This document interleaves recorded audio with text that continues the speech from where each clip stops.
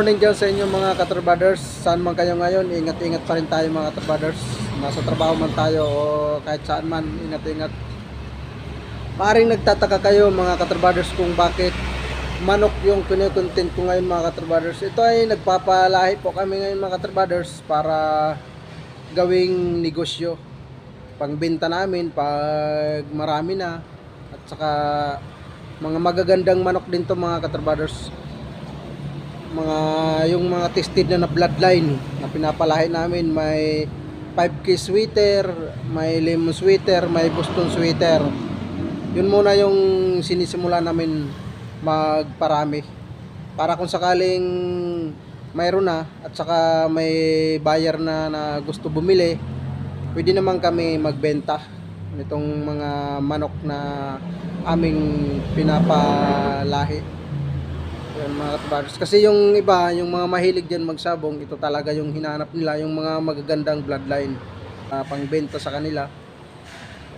Kaya pwede tayo magbenta kahit mga ilang piraso man yun na mapisa at saka lumaki na sila. Yun, ibibenta natin yun mga katrabaders. At saka ngayon, hindi pa tayo ngayon makapagbenta kasi nagsisimula pa lang tayo magpalahi ng bloodline na yan. Sana po, yung mga hindi pa namin alam, saka alam nyo, pwede naman po kami humingi sa inyo ng konting good vibes kung ano ang pwedeng gawin na para kami magsimula nitong namin pag-breed. Yun lang po.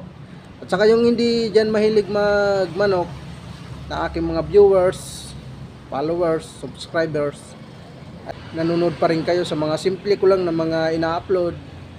Salamat sa inyo dyan mga suporta na hindi nyo ako iniiwan.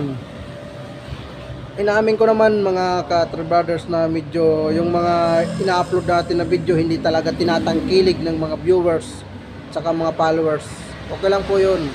Siyempre nagsisimula pa lang tayo sa ganito talaga na papasalamat pa ako sa inyo na nandyan kayo, na hindi nyo ako iniwan, na lagi pa rin tayo nagkikwentuhan at saka